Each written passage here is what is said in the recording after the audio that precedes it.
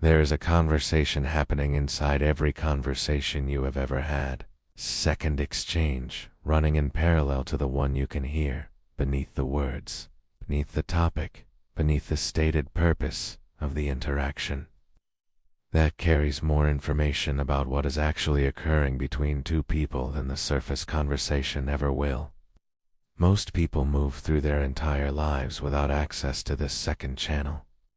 They process what is said, respond to what is said, form their impressions and their judgments based entirely on what is said, and in doing so, they navigate the most consequential dimension of their social lives, using perhaps 40% of the available data. The other 60% is transmitting the entire time, is simply transmitting at a frequency they were never calibrated to receive. What the second channel carries is not mysterious. It is not the product of intuition or emotional sensitivity, though both of those things can produce partial, unreliable access to fragments of it. It is behavioral signal, the continuous, largely involuntary stream of physiological, linguistic, spyaplic data that every person emits throughout every interaction they engage in. The study of this signal is not new.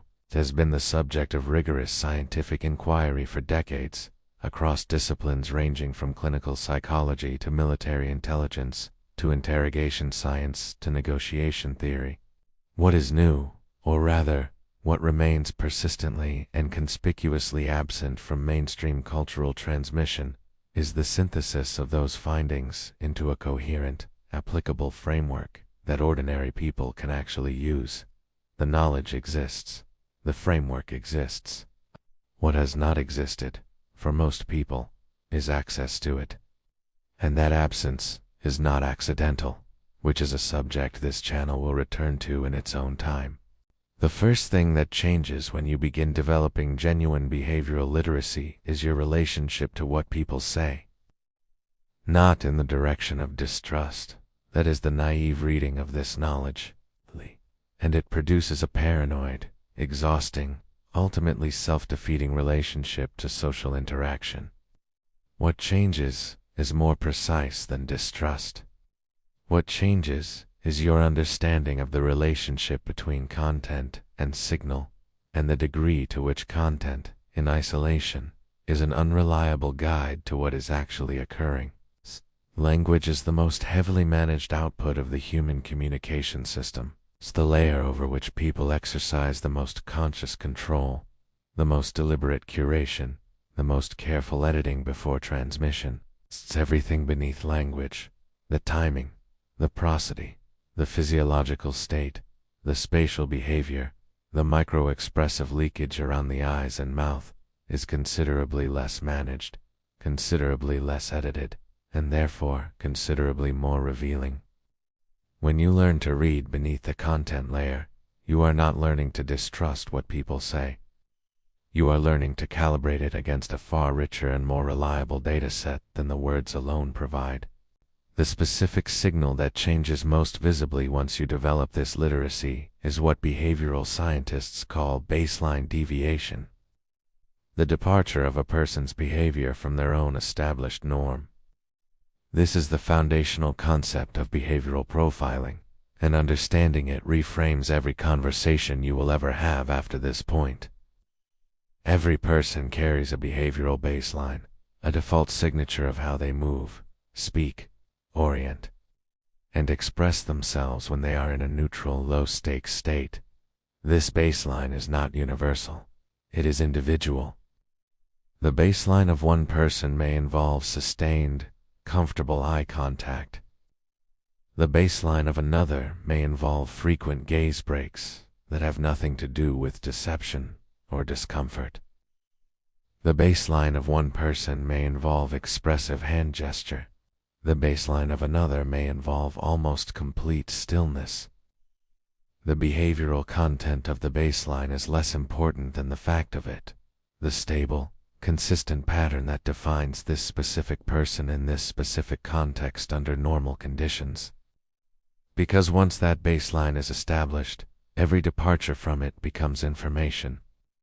Not necessarily alarming information, not necessarily deceptive information, but information about a shift in the person's internal state that the conversation's surface content has not accounted for. Something changed. The behavioral signal registered the change before the person chose whether to disclose it.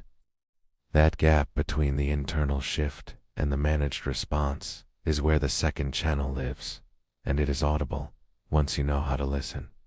Establishing someone's baseline requires what behavioral analysts call a calibration period, a phase of interaction in which you are not yet extracting meaningful signal from their behavior, but rather building the map against which subsequent behavior will be measured. This is a discipline that runs counter to how most people approach conversation. Most people begin evaluating a person from the first moment of contact, forming impressions from initial behavior that they then treat as established data. The behavioral analyst does the opposite.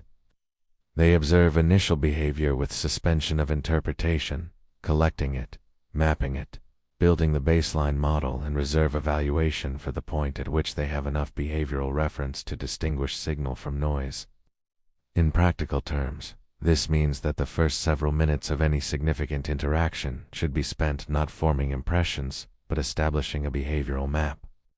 Asking low-stakes questions to which the answers do not matter, for the sole purpose of observing how this person behaves when nothing is at stake.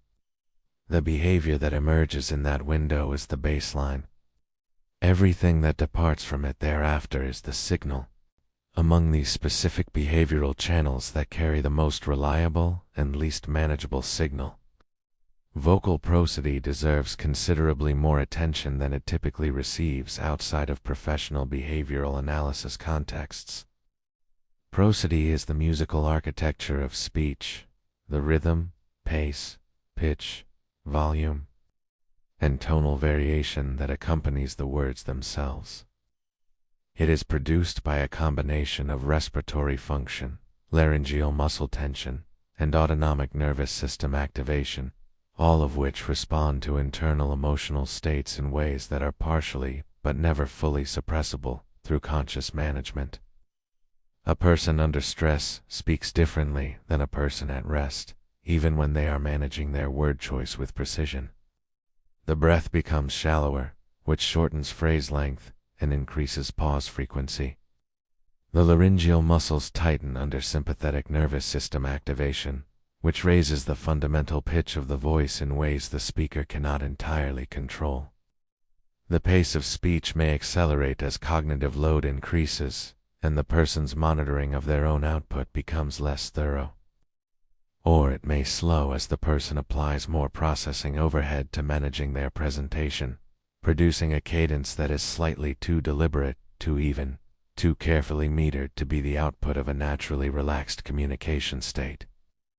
Prosodic analysis requires no special equipment. It requires trained attention, the kind of listening that goes beneath the semantic layer of what is being said and attends to the sonic architecture of how it is being said. Once you develop that listening, every conversation becomes two conversations simultaneously, the one being managed and the one being transmitted. The second behavioral channel that undergoes a permanent transformation once you develop this literacy is spatial behavior, the way people use and respond to physical distance, tarantation, and territory in conversational contexts. Proxemics, the scientific study of spatial behavior and social interactions, has produced a body of research that is both extensive and consistently underutilized outside of specialized professional contexts. What it reveals is that the body has a spatial language that operates completely independently of the verbal language occurring in the same interaction, and that the two languages frequently disagree in ways that are diagnostically significant. The direction a person orients their body during conversation, not where they point their eyes, but where they point their feet and torso, which are much harder to consciously manage, reveals their actual psychological orientation toward the interaction and the person they are engaged with. A person whose upper body is performing engagement while their lower body is angled toward the nearest exit is performing engagement, not feeling it. A person who is verbally asserting comfort while their torso has oriented away from you has already, at the level of their nervous system, partially departed the interaction. The body does not maintain the same fiction as the mouth. And the gap between what the mouth is saying and what the body is doing is, in almost every case, worth more analytical attention than either signal in isolation. There is a layer of conversational behavior that operates at an even finer resolution than prosody or proxemics. And it is the one that behavioral analysts, with the most field experience, consistently identify as the most reliable single channel in their repertoire, the behavior of the face in the window between stimulus and response.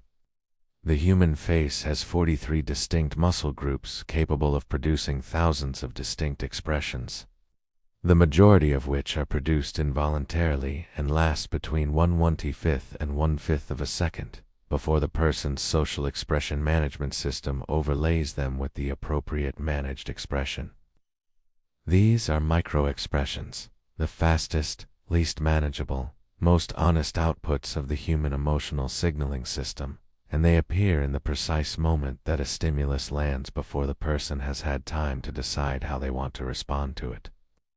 The content of a micro-expression is the person's authentic, unmediated emotional reaction to what just happened in the conversation. The expression that follows it is the person's managed response. In most conversations, between most people, these two things are similar enough that the gap between them is not informative. But in high-stakes interactions, in interactions involving concealment, in interactions where the managed response is substantially different from the authentic reaction, the micro-expression is the most precise window into the actual psychological event occurring beneath the performance.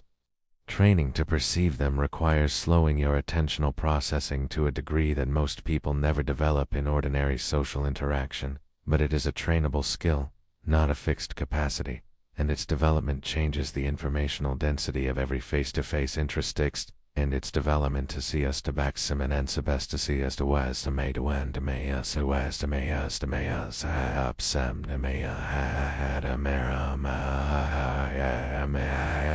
yes I may ba ka kits ka ka ka ka da ma man we ga ka moya ka ga sa ka ka ka my came one oh my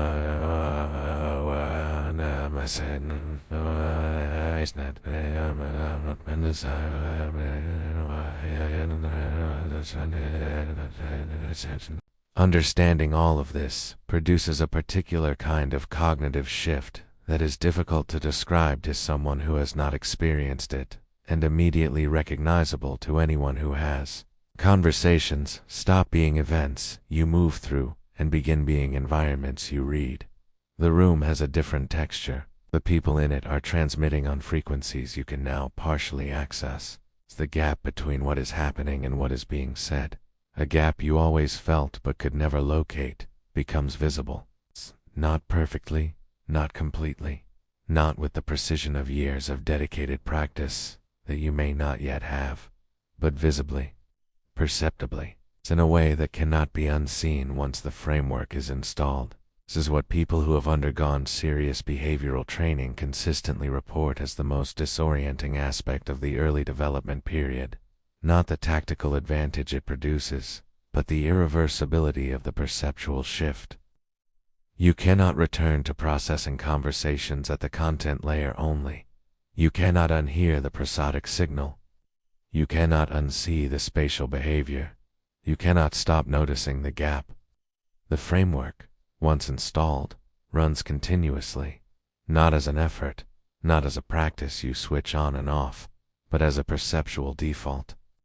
Every conversation, from this point forward, will carry more information than it did before. Not because the information is new, because you are finally equipped to receive it.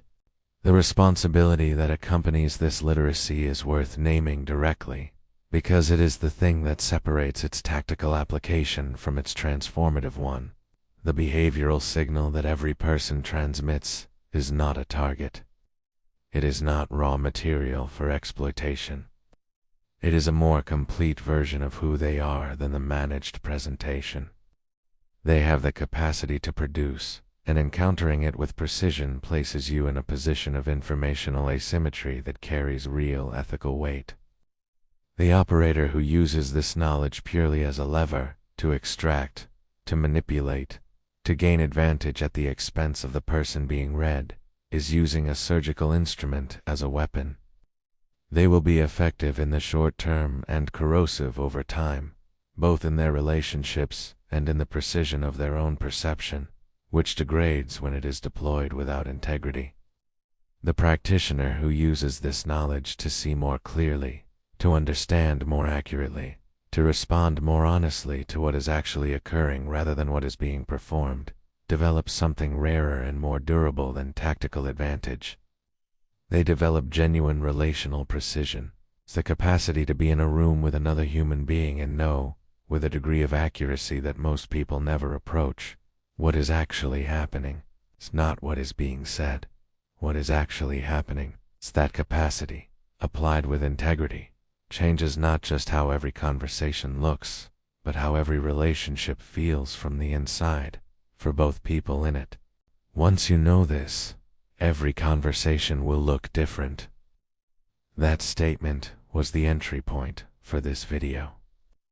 And it is also its conclusion, because it is simply true, and it does not require elaboration. The framework you have been given here is not complete. No single transmission could make it complete. And the depth to which it can be developed extends well beyond what language alone can convey. But the orientation has shifted. The second channel is now audible in a way it was not before you sat down. The conversations you walk into from this point forward will carry, for you, a texture and a density of information that they did not carry before. What you do with that information, how precisely you develop the skill to read it, how honestly you apply what you find, how deliberately you choose to inhabit the expanded perceptual environment this knowledge opens, is the work. It is not quick work. It is not comfortable work. But it is the work of becoming, with real precision and real discipline, the most accurately perceptive version of yourself that it is possible to be. And that version, once developed, does not revert.